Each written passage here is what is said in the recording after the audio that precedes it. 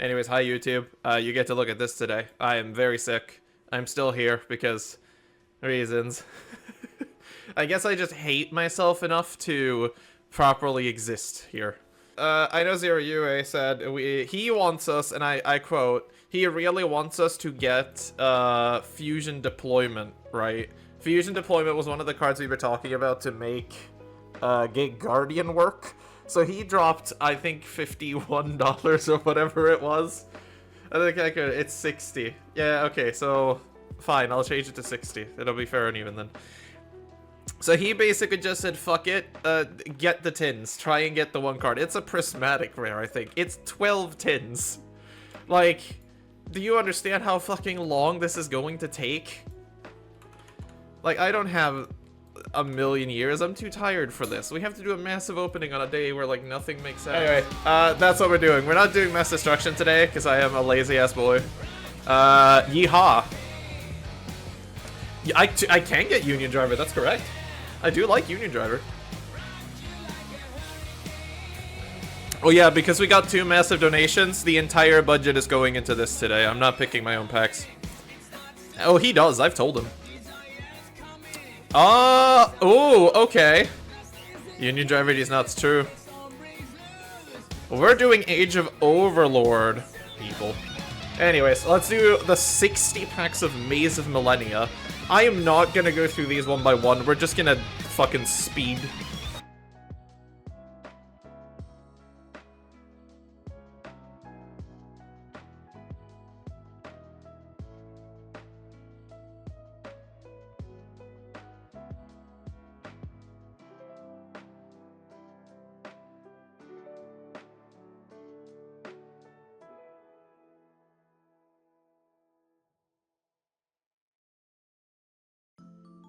Phoenix Gearblade again. Oh, we got Turbulence! Dude, if we pick up the actual, like, Rescue Ace cards here, I might play that. Ha, there it is, boys! I got it, boys! I got the bonfire! We can do the meme now!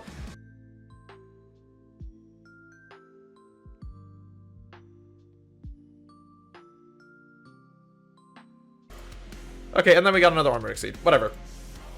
Let's go into this. Let's save it. We got a Bonfire. We did actually get a couple of Rescue Ace cards. I don't mind that. We didn't really get anything else out of this. This set's kind of bad. Earthbound Rooting. Yeah, I don't know. This set's kind of... This set's kind of whack, man. Okay, let's do Age of Overlord next, because this is the viewer set of today.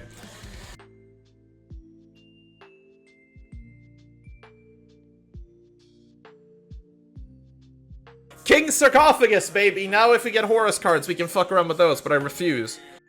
Yo! Look at this! Let's go! We can almost play the funny Hungry Murder deck now. Just like 1,000 cards left.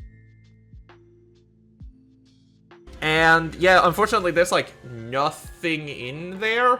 There's a Sarcophagus, which is funny, but that's kind of it. Like there's nothing else there that make any sense. Right. Let's go for the thing that probably matters the most today, which is the 2021 tin.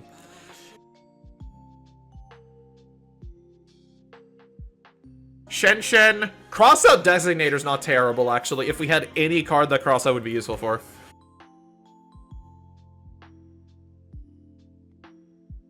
Great. Okay, you know what? Gravedigger's Trap Hole is not bad either. That's a decent card. There's Lily. Oh, I forgot Shurig's in here. Yo, Punishment! Punishment is fine. That's a good card. We can play that. Punishment is okay. And Buzzsaw Shark. Shark's fun. No, Dogmatica Punishment is alright.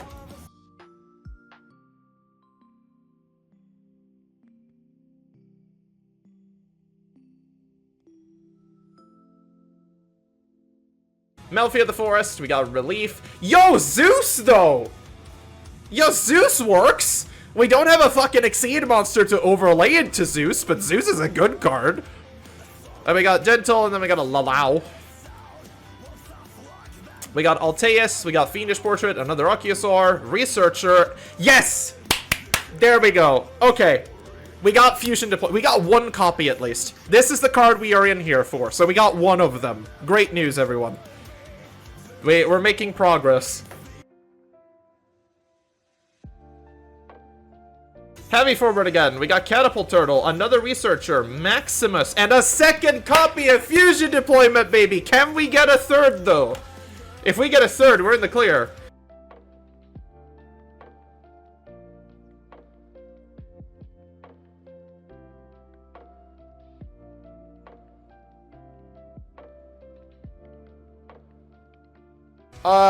No, we actually got 2 Fusion Deployment. That's really good.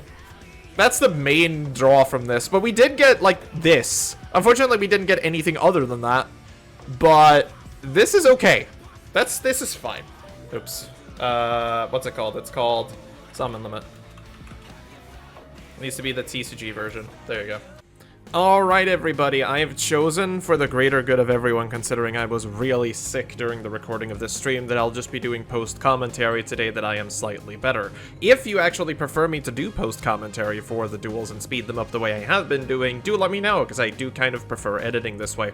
Anyway, our round 1 was up against Dan once again, which we have had a very favorable matchup against the last couple of weeks. But this time might be different. Our starting hand is really, really bad. We don't really draw into anything that is of remote use here, so we simply do a couple of trades and hope that he doesn't basically one-shot us. Unfortunately for us, we are way too slow on getting into our Gate Guardian package here, and no matter what we do, we just get out-traded because we can't stick a Gate Guardian on the board. Side decking, we bring in every sort of graveyard hate that we possibly can, and we choose to go second because we believe that to be the stronger choice. This time around, we are actually strong enough to go into our big Gate Guardian, which isn't necessarily the best against Dan. We want the Spell Trap one at best, but sitting on the big Chungus should be good enough for now. We're also holding a Nibiru and an Evenly Matched, but unfortunately in Gate Guardian, unless you are going raw second and using it immediately, there's not really a lot you can do with it, and he didn't really have a board to use it originally. He does manage to pop off, basically recycling every single ABC piece, I think 4 times, which is impressive given this is Machina ABC. I'm stumped when I saw it originally. Really well played by him here, but he does manage to go into basically everything, set up the board in a way where he can't really do much. We do go for our first negate here. He is going to attempt to negate us, and we just stop him. He's going to try it again, and unfortunately, he Cosmic Cyclones are out here, which is unfortunate. During our turn, we do manage to get back a Kashtira Ogre onto the board, which is probably for the best here. We're going to attack into the guy. We're going to negate the banish, but he's going to tag out. He's going to go for Eerie, which also gets negated, but he does just manage to set up once again. We're going to banish a couple of pieces from the graveyard thanks to Kashtira Birth, and hoping that will basically let him off of the Machina package. We do a bit of trading here, pass the turn back to him, he gets Eerie back, but once again, he's just going to pop off entirely, and during this entire time, I was hoping to activate Kashtira Birth in order to banish a couple of ABC pieces. That unfortunately never happens.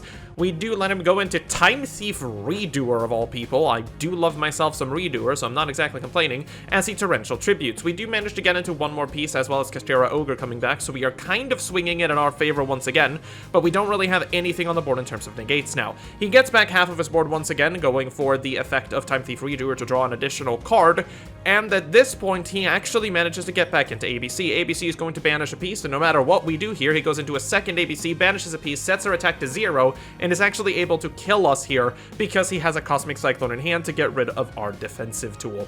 This was an insanely close duel, and going up against Dan is always fun because I feel like it's the most skill-intensive matchup we have. He takes it this week, that's perfectly fine. Then for our second duel today, we got a bye. Yeah, there was no duel for us in the second round, so we just went out and we spectated everyone else's duels, which is what we usually do over on the Twitch stream, because guess what? We called this Sealed Only Live for a reason. Every Saturday at 6:30 p.m. local Swedish time, whatever, we stream the entirety of this. So if you want to see it 1 week early, or if you want to participate yourself, that is the place to go. Anyway, on to round 3.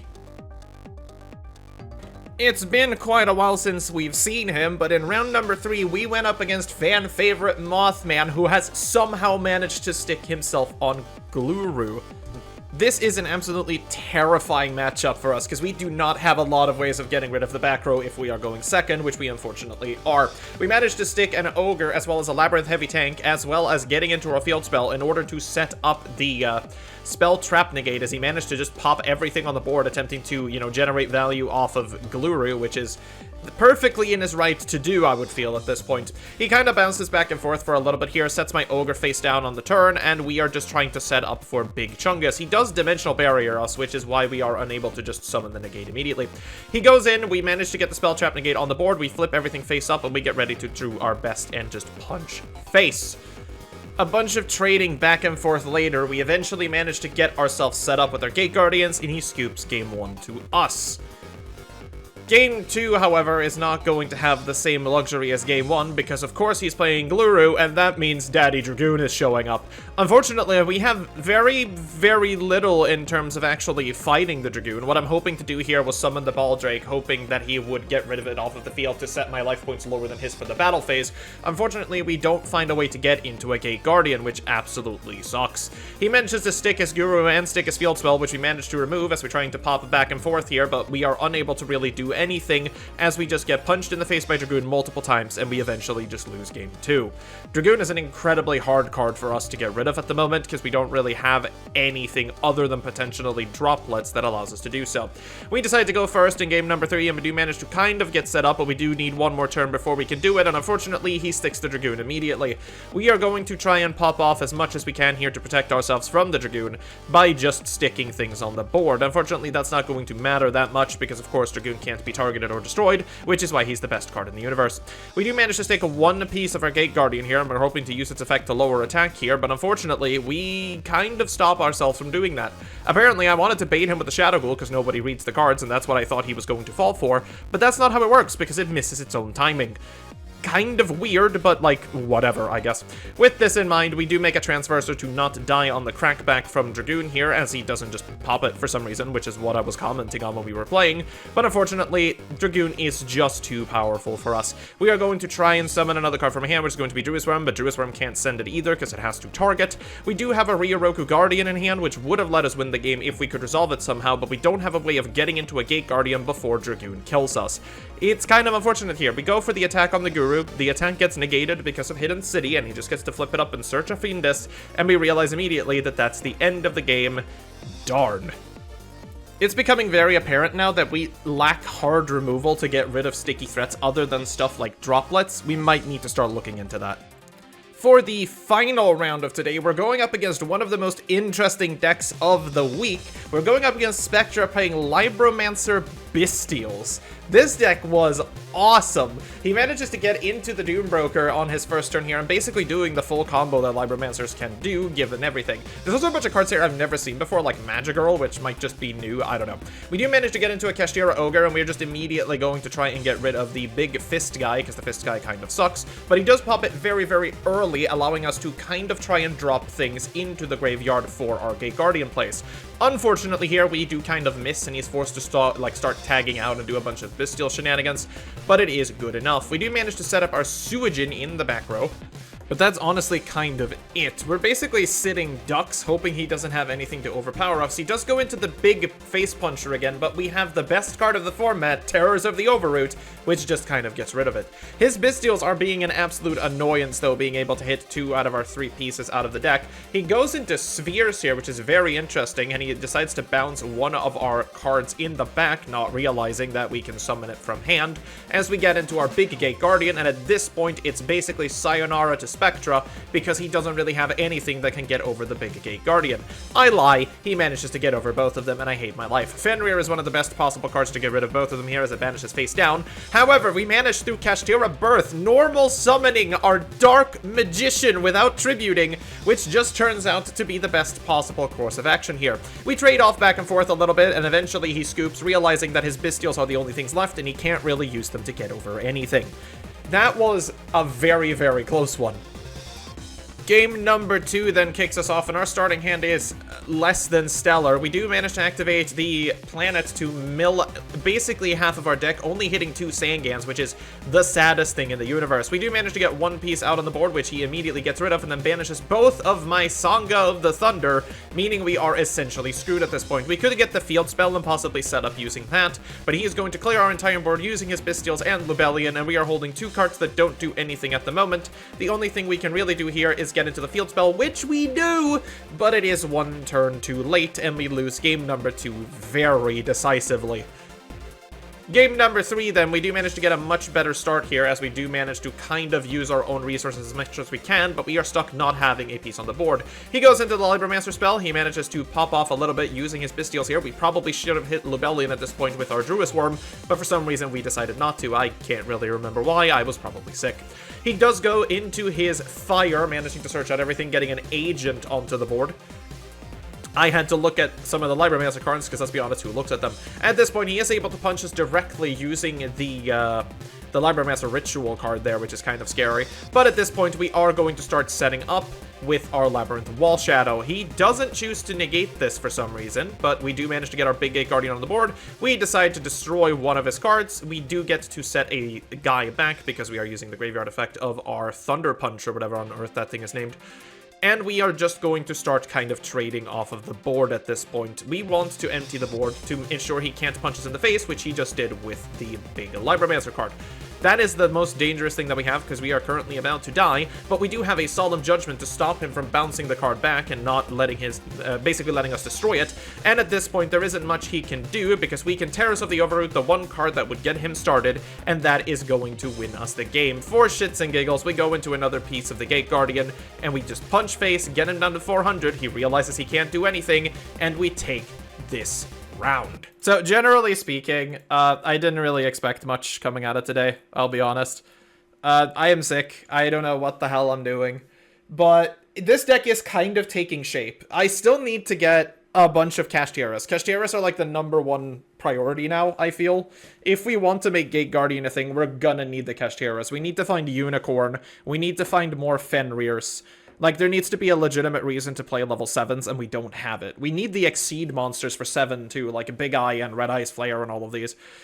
I feel like we can get there in the time we have allotted, but we're gonna have to, like, you guys are gonna have to cooperate with me, and that never fucking works. Yeah, tune in next week, where I'm hopefully less sick. Thank you for the silly fucking donations, because you people are fucking insane. And I'll see you guys next week, where we same place, same time, same whatever. Let's fighting love.